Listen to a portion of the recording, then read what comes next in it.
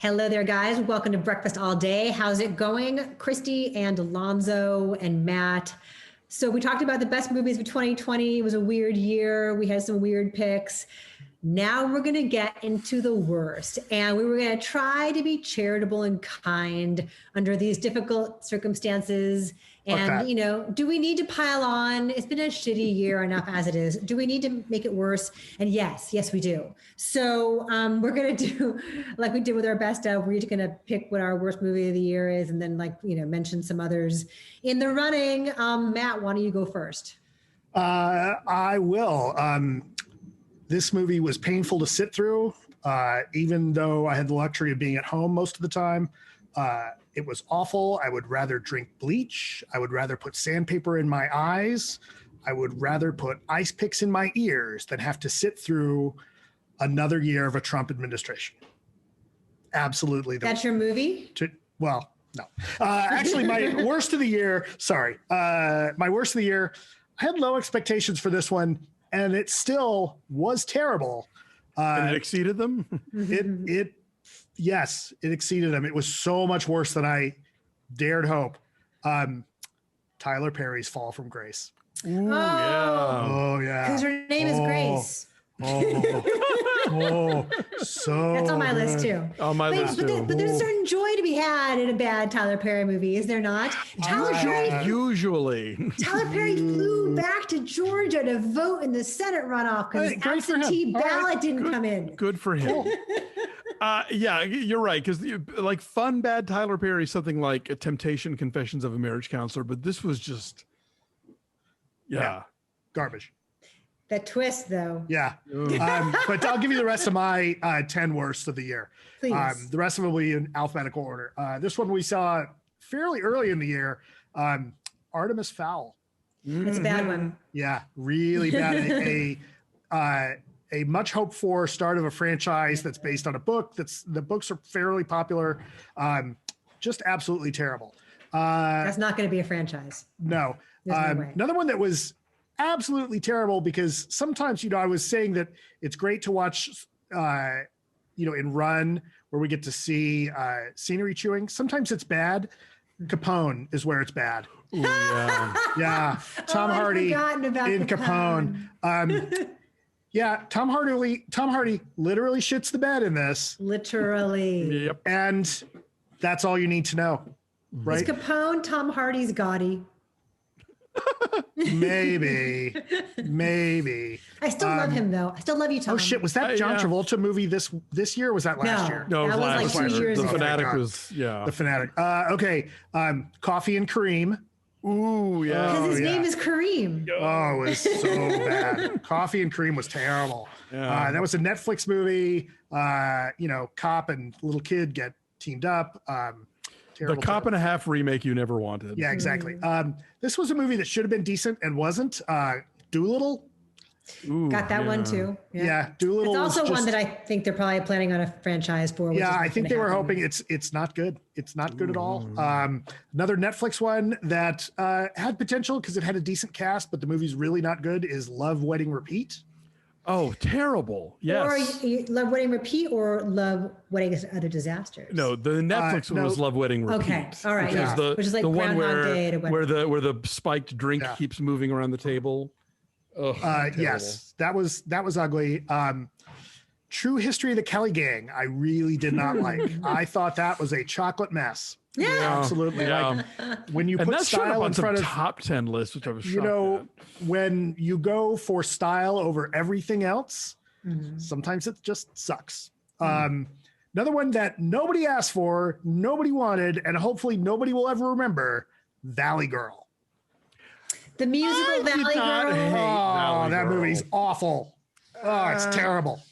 It's terrible. No, it was good, but it's not that bad, I don't think. Yeah. Yeah. There's another one I saw this year that starred Johnny Knoxville and Alexandra Daddario. We Summon the Darkness. Oh, yeah. Not good, but not the worst. That is a flaming bag of dog shit on your I don't front remember porch. that. Did we talk about it? That's I the don't one think- with the where Alexander Daddario is like the metal girl, but then it turns out she's actually the Yes. televangelist's daughter. right, They and they're abduct trying to start people. a satanic Yeah. panic to like keep people in the church. It's Yes. Yes. I'd forgotten about that one. and last but certainly least, the wrong Missy. Yeah. Yeah. Yeah, when a movie, when a Happy Madison style movie would have benefit from Adam Sandler's involvement.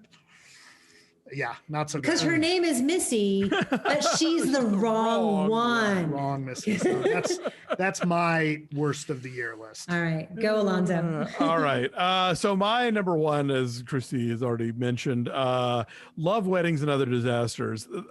That was just such a colossal waste of time and talent. Like take Jeremy Irons and Diane Keaton and the fact that this movie is an insult to them out of the picture. This is such an incompetently made movie, so slapdash and thrown together and ineptly done. You can't believe that Dennis Dugan has been making movies for decades now. This thing has no craft, no cohesion, no laughs, nothing to say about love and relationship and romance in general. Just the flat out absolute rock bottom worst of a bad year.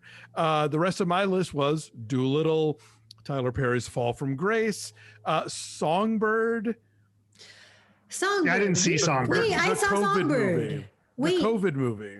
The Yeah, movie COVID they 23 or name-checked COVID 24. Yeah. Oh, right. It's like The Purge, but it's about COVID. Yeah, right? but they have nothing to say about COVID. It's just like, look at us, we're being timely. Artemis Fowl, Fantasy Island. Oh, I never saw that. Oh, I didn't think that was that terrible. Well, there you go. Yeah, Yeah, it was thought, all right. well, so was Valley Girl, Matt. So there you go. Oh no! Listen, Fantasy Island is 1,000 times better than Valley Girl. Absolutely. We do not Absolutely. disagree on that. Oh. We do not agree on that. We're gonna have to put masks on and fight. Oh, fine. Antebellum. Yeah.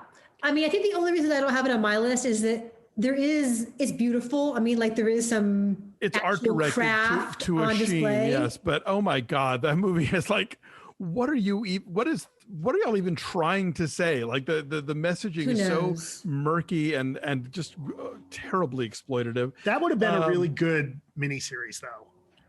Like if you'd actually been able to examine what's going on there. If you had put some thought into it and explored it, maybe. But yeah, what we were left with was terrible. I also had The Wrong Missy, which I tied with the movie that you guys liked way more than I did, which was Hubie Halloween. Another terrible Happy Madison movie. My number 9 was Superintelligence. Yep. Oh, I didn't see that one. The Melissa McCarthy vehicle that please stop letting your husband direct you. It is not good for anybody. And then my number 10 was Irresistible. Oh, that was the Jon Stewart directed movie. The toothless, pointless political satire with Steve Carell and Rose Byrne. Although, Love Waiting Repeat was definitely close to making my list, but that was my 10. Again, you can go read all these at TheWrap if you want. I have a lot of the same ones as you guys. My absolute worst, and the reason that I made a list at all, is because of Love, Weddings, and Other Disasters. It's just totally incompetent, and it's like a worse version of those Gary Marshall holiday-themed ensemble romantic comedy. It made me long for Mother's Day. Mother's Day, yeah, which for a long time was the worst movie Nick ever saw with me, Mother's Day. This is, no one has any chemistry. It has nothing at all to say. And then Dennis Dugan himself shows up as this like schmaltzy game show host, and like the game show. It's really retrograde in its treatment of like relationships. Anyway, it's bad. And I've mentioned this to people who are like, oh, I need to see that. I'm like, no. I'm not in any way selling this as a movie that's so bad it's good. It's just awful. And those do exist, and this is not that. I agree. So the rest of mine alphabetically: The Babysitter's Guide to Monster Hunting. Oh, I didn't see that one. I've never even heard of that one. Good for you. Wow. Chick Fight. Oh, yeah. Oh, no, come on. That's not even in the bottom 20. It made me so angry. Malin Ackerman deserves so much better. It's not a good year terrible. for Malin Ackerman between that and Friendsgiving. It's not. I also have Doolittle. which at least like we kind of had some fun at the screening of that. That's one that we did see in a theater. It was like one of the first ones because we were all just baffled about the effects and the dubbing and like there was some kind of weird looping situation where everyone's voices, or at least Robert Downey Jr.'s voice was really off.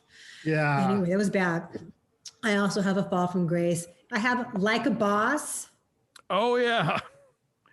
The Rose Byrne again and Tiffany Haddish making bad right. So Rose Byrne, Tiffany Haddish, and Salma Hayek, like the three of them. It's one of those movies like what's the Gene Siskel rule? Like, would you rather watch them all having lunch with each other? Yeah. The three of them together should have some kind of energy chemistry. But again, it's like this super retro idea of like how women relate to each other. I thought there were worse movies than that this year. It was a bad one. The Secret, Dare to Dream. That one is so bad it's good. How could you guys forget The Secret, Dare to Dream? That was a runner-up, but that one was such a like infomercial for snake oil that I found it at least a little entertaining. Yeah, The Secret that movie's not infuriating, right? It's like, yeah. Like to me, to get on my worst list, you have to be infuriating. At the very least, or sickening, or like, what the fuck? It's so cloying. It's so condescending and smug. I like how like Josh Lucas shows up to help Katie Holmes mend her house after the tree falls through. He's got this like button-down shirt on with elbow patches. He's a man. Maybe that tree was meant to fall. Maybe because it brought them together. There you go. Right. And I mean, really there is a little bit of like, as I think about it, it's like, man, who is this fruitcake talking to my family? Like, yeah, he does have this level of smugness of like, I have all the answers. It's like if Surviving Christmas had been made by an actual director with a budget. I also have Super Intelligence. Again, Melissa McCarthy and her husband should just like never work together ever. If he wants to act with her, great. Just don't direct her. No. The War with Grandpa. Oh yeah. I can't. That's garbage. Grandpa. Why? That's garbage. Alonso, talk me into it. Like, I'm not saying I liked it. I just can't hate it. I liked the kid.